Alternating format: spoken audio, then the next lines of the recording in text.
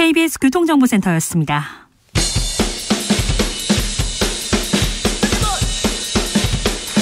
틱탁 틱탁 틱탁 결란한 입담의 환상 드리블. 오늘 이 뉴스를 주목하라. 이슈 티키타카. 머리끝부터 발끝까지 핫이슈 더 뜨겁게 이야기 나눠보겠습니다. 김수철 여의도연구원 부원장 어서 오세요. 네, 반갑습니다. 최진봉 성공회대 교수 어서 오세요. 네, 안녕하십니까. 국민의힘 전당대회 어떻게 흘러갑니까? 결선 투표 없을 것 같은데요, 분위기가. 없을 1차예요? 1차에. 예. 방금 전에 이준석 전 대표 결선 투표 반드시 간다 얘기하는데, 그런데 아니 왜 이거 당 내부에 있는 사람들은 결선 투표 없을 거야 이런 얘기도 많이 합니다. 왜 그러냐면 일단 이제 여론조사가 40% 후반대가 나오면 이제 표 결집이 이루어지기 때문에 생각보다 그게 막 50%까지 근접한다고 하는 것은 충분히 더 나올 수 있다는 과학적 근거로 말씀드리는 겁니다. 네, 그렇습니까? 저는 그렇게 생각하지 않고요. 결선 투표 갈 거다. 그러니까 누가 가느냐가 문제죠. 2등으로 누가 올라. 물론 저는 뭐 막판에 가면 김기현 후보가 당선될 거라고 생각해요. 그러나 첫 번에 하긴 좀 어려울 것 같고, 네. 제가 볼 때는 그냥 누구랑 마지막 결선을 하느냐가 중요하겠죠. 네. 청취자 여러분 잘 보세요. 네. 굉장히 그 정치에 오랫동안 정치권에 몸담고 그리고 잘 예측하고 판세를 잘 읽는다는 분들도 많이 못 맞춰요. 그러니까 어떻게 되는지 그렇죠. 지켜보시죠. 결과를 봐야죠. 결과를 아무도 모릅니다. 자, 그럼 결선에는 누가 갈까요? 그래서 이제 그걸 제가 또 준비해왔. 이제 천하람 후보가 2등을 해서 결선 투표로 반드시 갈 수 있겠다고 하는데 저는 생각보다 쉽지 않을 거다라는 생각을 하고 있습니다. 네. 네, 왜냐하면 2등은 누가 됩니까? 안철수가 되지 않을까 생각하고 있습니다. 안철수. 예. 자, 최진봉 교수님은요? 저도 그 부분에서는 약간 동의해요. 안철수 후보가 될 가능성이 높다. 물론 천하람 후보가 치고 올라오고 있는데 이 벽을 완전히 뛰어넘어서 안철수 후보를 추월하기까지는 약간 좀 한계가 있지 않을까. 정치자 여러분, 기억해 주시기 바랍니다. 정치 판세를 예측하고 있습니다. 틀릴 수 아무리 있습니다. 유능하고 아무리 이렇게 경력이 많은 사람들은 잘 틀립니다. 못합니다. 이분들이 보시는 겁니다. 네. 그렇습니다. 자, 최고위원 후보로 가봅시다. 네. 장해찬 웹소설 너무 뜨거워요. 저는 이제 한 10여 년 정도 된 이야기가 됐는데 그걸 보면서 이제 전당대회에 그런 이야기들이 오고 가는 것 자체가 조금 안타깝고요. 그러게요. 최고위원 선거에서 이렇게. 그렇습니다. 그런데 이번에 좀 국민의힘 당 지도부나 정치인들은 좀 어떻게 좀 반성해야 되는 것이 국민을 위해서, 국가 경제를 위해서, 지금 어려운 민생을 위해서 뭘 하겠다는 얘기는 하나도 안 하고요. 저는 뭘 하겠습니다 이런 얘기는 안 나오고 지금 땅 투기, 윤핵관 얘기만 나오지 않습니까? 그리고 웹소설 나오고요. 네, 그래서 전당대회 판세에 뭐 크게 영향을 줄 것 같지는 않지만 그런 이야기들이 오고 가는 것 자체가 좀 국민들 보시기에 좀 그렇겠다는 생각이 들었습니다. 그러니까 이제 말씀하신 것처럼 장해찬 후보가 당선될 것 같아요. 근데 될 것 같아요? 뭐 결과적으로는 그럴 것 같아요. 근데 문제는 뭐냐면 이게 국민들한테 주는 이미지거든요. 그러니까 국민의힘 청년 최고위원인데 장해찬 후보가 갖고 있는 여러 가지 논란들이 사회적으로 받아들이기 어려운 부분이 좀 있지 않습니까? 본인은 뭐 그냥 100% 환타지라고 얘기하지만 거기에 나오는 사람의 이름이라든지 배경이나 이런 게 보면 현재 활동하고 있는 연예계 여성 연예인과 이게 오버랩이 되잖아요. 근데 그걸 그렇게까지 표현하는 것이 과연 맞는 것이냐. 물론 그 당시에 본인이 정치를 안 했기 때문에 뭐라고 얘기할 수는 없겠지만 그럼에도 불구하고 그런 과거에 그런 행적이 있는 분이 나왔을 경우에 이것이 국민들이 국민의힘 최고위원에 대한 이미지를 어떻게 가질까 하는 부분은 깊이 고민해 봐야 된다. 이게 나중에 문제가 돼요. 지금이야 뭐 그냥 넘어가죠. 선거에는 그 영향은 안 미치지만 이제 두고두고 이 문제가 앞으로도 계속 국민의힘의 발목을 잡는 요소로 작용할 가능성이 있다고 봅니다. 그럼 국민의힘 최고위원은 어떤 분들이 될까요? 일단 교수님한테 먼저 물어볼게요. 저는 뭐 장해찬 청년 최고위원 될 것 같고요. 그다음에 지금 뭐 여론조사 결과로만 본다면 그걸 근거로 말씀드린다면 민영삼.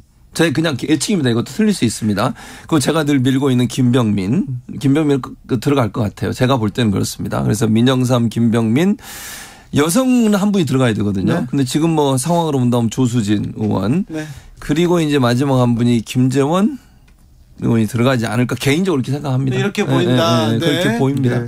어떻게 보시는지. 저도 이제 여성은 조수진, 그다음에 뭐 민영삼, 김재원, 김병민 정도 되지 않을까 싶고요. 제가 이번에 이제 그 방금 전에 이제 유승석 대표 인터뷰하고 가셨지만 사실은 이제 개혁 진영 부분들이 처음에는 언론의 주목을 확 받다가 천하람 이제 후보가 뜨면서 그 개혁 후보 4인방이 좀 뜨는 듯 했으나 막판에 가서 좀 뒷심은 좀 약했다라는 생각이 좀 들었고요. 그럼에도 불구하고 이제 이준석 대표가 그 주장하듯이 본인이 대표실에 들어왔던 아주 그 말하자면 충성도 높은 당원들이 투표를 하게 되면 네. 좀 뭐 여지가 있다 이렇게 하긴 하는데 좀 지켜볼 대목인 것 같습니다. 자, 국민의힘 전당대회 막 이렇게 좀 흥미를 가지고 흥행 요소를 가지고 막 달려가다가 좀 정순신 아들 논란 이것 때문에 좀 사람들의 관심사가 좀 다른 데로 갔어요. 사실은 그렇죠. 네. 이제 근데 또 갑자기 이재명 대표 그 체포동의안까지 나와가지고 네. 그래서 좀 약간 이슈에서 가려진 듯한 느낌이 그렇죠. 네, 그렇습니다. 이슈에서 가려지면 김기현 후보가 이득을 보나요? 아니 근데 이 상황 이 정순신 거는 누구에게 득이 되거나 손해가 될 걸로 보여지지는 않습니다. 이슈가 사라졌으니까. 그러니까 소위 국민의힘에서 그렇게 얘기했죠. 주진우 기자 말씀처럼 이런 거잖아요. 국민의힘에서 흥행이 된다. 국민의힘의 뭐 당대표 선거가 사람들의 관심을 많이 끌고 있다 이러다가 정순신 변호사 사건이 터지면서 사실 그쪽으로 확 몰리면서 이 국민의힘 당대표 선거가 사실은 이슈에 좀 멀어진 건 사실이에요. 네. 근데 이제 뭐 사실 정순신 카드 같은 경우 이 이슈 같은 경우 물론 당대표 선거에 당락에 영향을 미치진 않아요. 그러나 기본적으로 현재 윤핵관 중심으로 되고 검사 중심의 인사가 편중돼 있다는 부분은 확실히 부각된 부분이 있고 사실 왜 그러면 한동훈 장관이 법무부로 인사검증을 하는 시스템을 가지고 갔는데 제대로 시스템을 마련이 안 돼가지고 이걸 걸러내지 못했는가 하는 부분에 논란이 있을 수밖에 없어요. 그러니까 정순신 후보 개인에 대한 비판도 있고 학교 폭력의 문제점들에 대한 지적도 있지만 그와 함께 인사검증 시스템이 제대로 작동하지 않고 있다는 점에 대한 문제가 너무 크다고 생각해요. 그런데 이 문제에 대해서 어느 누구도 책임을 안 지려고 하고 윤희건 청장 같은 경우에도 자기는 그냥 1차 검증에서 기계적으로 된 걸로 보고 그냥 추천했다 이렇게 얘기해버리잖아요. 안타깝다 하고 네, 끝나요. 그다음에 한동훈 장관 같은 경우 정무적으로 유감을 표명하지만 법적인 책임 부분에서는 선을 완전히 긋는 듯한 모습을 보이거든요. 그럼 대체 이 시스템에 대해서 누가 책임을 지냐는 거죠. 문재인 정부가 했던 시스템이 잘못됐다고 본인들이 판단하셔서 법무부로 이관을 시켜가지고 시스템을 만들었는데 그 시스템이 제대로 작동하지 않고 있잖아요. 심지어 5년 전에 언론에 나왔던 얘기고 이미 생활기록부에 다 올라가 있다잖아요. 그럼에도 불구하고 발견을 못했다고 하면 앞으로 그럼 이런 비슷한 일이 있을 때 그럼 또 못 잡는 거잖아요. 그랬을 때 인사검증이 제대로 될 것이냐는 부분에 논란이 있을 수밖에 없는 거죠. 그럼에도 불구하고 이제 지금 이제 그 지난번에 그 공직 후보자 답변서에 보면 사실은 그게 현재에 진행되는 소송이나 이런 걸 물어봐서 답변 안 했다는 거잖아요. 그래서 이제 거기에 대해서 재검증을 할 수 있게끔 문항을 수정하고 그다음에 또 크로스 체크가 될 수 있도록 이제 제도를 보완하겠다고 하니까 한번 좀 지켜보세요. 근데 이제 저도 그 부분도 이해가 안 되는 게 지금 말씀하신 것처럼 현재 있는 걸로 하나 체크를 안 했다고 하더라도요. 거기 보면 이런 게 있어요. 원장님도 해보셨을 텐데 검증 내용 보면 본인하고 직계가지고 모두 다 사인하게 돼 있어요. 그러니까 구체적으로 본인의 뭐 범죄 경력 이런 거 다 확인해 보고 법무부 출입국 관리 다 확인해 보고 그다음에 법무재판도 제가 볼 때는 그 시스템에 들어가면 확인이 가능하다고 생각해요. 그러니까 이 문제가 예를 들어서 본인이 그렇게 했다고 그걸 믿어버리고 그냥 2차 검증을 안 하는 것은 저는 문제라고 보거든요. 만약에 100% 정말 진실을 쓸 수도 있지만 그게 아닐 수도 있잖아요. 그런 경우를 발견해내기 위해서 일부러 사인하고 거기에 구체적으로 본인들이 내 개인정보를 확인하는 것을 동의해서 사인까지 하는데 그럼 2차 검증을 하지 않았다는 얘기밖에 안 되는 거거든요. 그러니까 재판 기록 보면 나오지 않겠어요. 만약에 민사소송이든 형사소송이든 어떤 소송을 하고 있다고 하는 부분들이. 이 부분은 본인이 얘기했어요. 그거 했어야 되는데. 그리고 또 검증했어야죠. 그러니까요. 그건 어렵지도 않아요. 근데 이제 우리가 봐야 될 게 아까 그 교수님 말씀하셨는데 일단 문재인 정부 대통령도 그런 말씀을 하셨어요. 공식적으로 제출되는 주민등록이나 세금이나 병역 이런 걸로 거르지 못하는 부분이 있다라는 걸 인정을 하셨고 그래서 이제 더 중요한 것은 아들과 아내에 대한 문제가 검증에서 조금 그 빠져 있던 부분이었고 그 부분이 이런 문제가 된 것 같아요. 근데 저는 그럼에도 불구하고 그 5년 전에 일단 KBS에서가 보도가 됐었잖아요, 사실은. 그래서 그런 부분들은 놓친 건 누가 봐도 조금 그 중대하게 구멍이 났다 이렇게 보여집니다. 네. 아무튼 인사 문제가 지금 윤석열 정부 점수를 깎아먹는 아주 많은 점수를 깎아먹는 그런 예가 있었어요. 그전에도. 그러니까 인사 검증, 인사 관리 허술하다. 그래서 법무부로 가져간 거 아닙니까? 그런데 아무도 검증하지 못했고요. 검증도 실패했고 책임도 실종됐고 사과도 안 하고 남 탓하고 넘어가는 것처럼 보이는데 이거 책임 있는 사람들의 자세는 아닙니다. 계속 또 이렇게 얘기 나오면 지금은 다른 뭐 이슈 때문에 지금 지나가겠지만 굉장히 국민들 가슴에는 이렇게 좀 상처로 남아 있을 거예요. 이 문제는 계속해서요. 학폭 문제와 더불어 말입니다. 그렇죠. 그러니까 이게 휘발성이 강한 이슈잖아요. 그러니까 단순히 인사검증 실패도 문제지만 학교 폭력은 피해자가 분명히 존재하고 있고 그 네. 피해자는 심지어는 스스로 극단적 선택할 정도로 큰 상처를 받았고 네. 본인은 학업을 포기했어요. 근데 가해자로 지목된 학생은 인류 대학에 들어가서 지금 공부를 하고 있는 상황 아니겠습니까? 이게 국민들이나 아니면 청년들한테 어떤 실망감을 주겠습니까? 공정과 상식이라고 하는 부분에 있어서 이게 타당하고 합당한 것인지 그리고 권력자나 아니면 능력 있는 아버지 아빠 찬 사용해서 이런 행동을 하는 거 조국 전 장관에 대해서 그렇게 사회가 비난하고 비판을 했었는데 과연 이 문제에 대해서는 어떻게 대응해야 될 거냐 하는 부분에 대해서는 윤석열 정부의 공정과 상식과 과연 맞느냐 하는 부분에서 비판이 있을 수밖에 없죠. 네.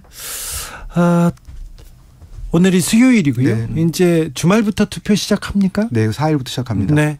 앞으로 남은 그 국민의힘 전당대회 변수가 있을까요? 변수는 그 투표율이 좀 변수가 될 것 같습니다. 뭐냐면 자기가 지지하는 후보가 말하자면 당선권에서 멀어질 때 천하람 후보나 안철수 후보가 아까처럼 좀 멀어진다고 할 때 투표를 안 할 가능성이 있어 보이고요.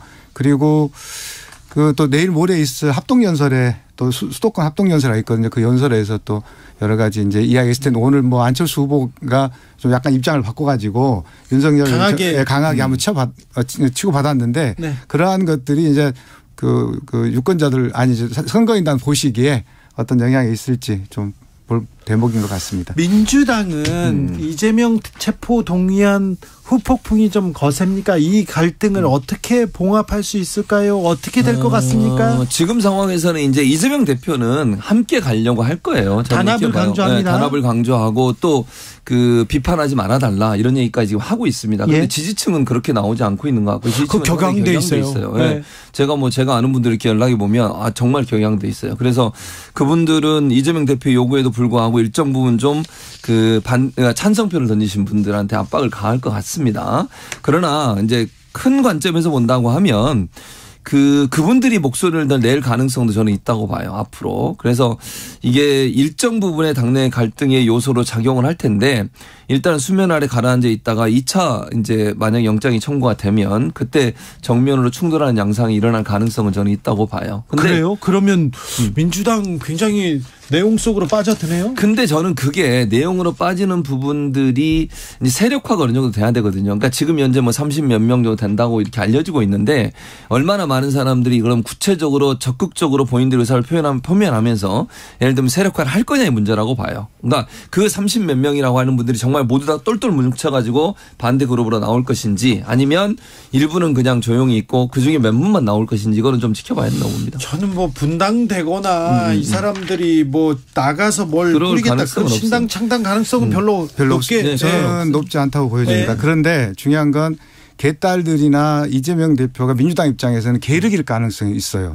이걸 안고 가자니 다음 총선에서 부정적 영향을 미칠 수 있기 때문에 어떻게 해야 될지 고민이 될 것 같고요. 그리고 지금 사실은 좀 안타까운 부분은 소위 말이 민망합니다만 개딸들이 좌표를 찍었잖아요. 사실은 이 사람은 뭐 찍었네 안 찍었네 그래서 문자까지 보내가지고 확인하고 그것을 커뮤니티에 또 올리고 이러는 부분들은 제가 볼 때 앞으로 두고 사단이 날 것이다 이 문제가 그런 좀 생각이 좀 들고요. 그렇다고 해서 이 지금 민주당이 이재명 대표의 어떤 방탄이라고 하는 이 프레임이나 이 드라마가 조기에 끝날 것 같지는 않거든요. 이제 왜냐하면 기소가 되더라도 이재명 대표는 본인 말씀처럼 경기도지사 하면서도 재판 잘 받았다고 말씀하셨잖아요. 그래서 제 생각에는 당 대표를 하면서 계속 지속적으로 유지를 하면서 재판 받아가면서 또 뭐 본인의 헤게모니를 놓치지 않으려고 애를 쓸 것 같다 이렇게 보여집니다. 네, 저도 그렇게 생각해요. 그러니까 이재명 대표가 물러날 가능성은 거의 없다고 보고요. 이제 저는 한 가지 이런 점은 있는 것 같아요. 그렇게 반발하는 사람들의 입장 중에 하나가 뭐냐면 이런 얘기가 있어요. 현재 소위 이제 그 민주당 내 수박이라고 표현되어지는 그런 분들 지역구에 미리 가서 활동하는 분들이 있어요. 아이, 그렇죠. 이게 이제 그분들을 상당히 좀 자극한 것 같아요. 그래서 그럴 수도 있죠. 그분, 그러니까 소위 아까 말한 뭐 좌표라고 얘기하는 그런 분들이 원래 지역구에 있는 분들에게 있는데 소위 이제 친명계라고 분류되는 분들 또 본인이 그렇게 주장하는 분들이 가서 막 스프랭카드 걸고 현수막 걸고 막 활동하고 사무실 내고 이게 자극이 됐던 것 같아요. 그래서 이재명 대표도 그 얘기 했어요. 내 이름 팔고 다니지 마라. 그 얘기 했거든요. 그러니까 왜냐하면 당을 단합하게 만들기 위해서 아마 그렇게 하신 것 같은데 그 부분을 조금 조율할 필요가 있지 않나. 그러니까 물론 본인이 뭐 나가겠다고 해서 거기서 활동하는 거 막을 수는 없어요. 그러나 그게 너무 갈등 요소로 부각되면 안 되니까 조금 자제할 필요는 있다는 개인적인 생각이고요. 사실은 그게 네. 그래서 앞으로 이제 이재명 대표가 이 부분을 좀 정리를 해야 돼요. 그래서 이런 부분들이 좀 같이 갈 수 있도록 하는 방안을 찾아야 된다고. 정리는 어렵고 제가 이제 며칠 전에 보니까 이제 성남 중원구에는 현근택 민주연금 거기 나가셨고 네. 또 양희원영 씨라고 하는 분은 또 광명에다가 프레카드를 걸었죠. 근데 현역인 입장에서 보면 이거 엄청 부담스러운 일이잖아요. 그 친명을 자처하는 사람들이 오니까 일단 부담스러운 거고 저는 거기에 대해서 이번 상황은 뭐냐면 그 이재명 대표의 워딩들이 너무 저는 셌다고 생각해요. 뭐 오랑캐 발언이나 깡패 발언 이런 발언들이 사실은 약간 허장성세처럼 느껴졌거든요. 그러면서 거기에 온건하다고 생각하는 민주당 내의 그 비명계들 입장에서 보면은 이걸 동의할 수가 없었을까라는 생각이 들고 이재명 대표 그렇게 나오니까 서른 의원이나 뭐 몇 분의 의원들은 그렇게 말씀하셨잖아요. 네. 완벽하게 부결시키겠다고. 그런데도 부결이 안 됐죠. 뒤통수를 쳤죠. 뒤통수를 쳤죠. 자, 여기까지 듣겠습니다. 최진봉 교수, 김수철 여의도연구원 부원장이었습니다. 감사합니다. 감사합니다. 저는 내일 오후 5시 5분에 돌아오겠습니다. 지금까지 주진우였습니다.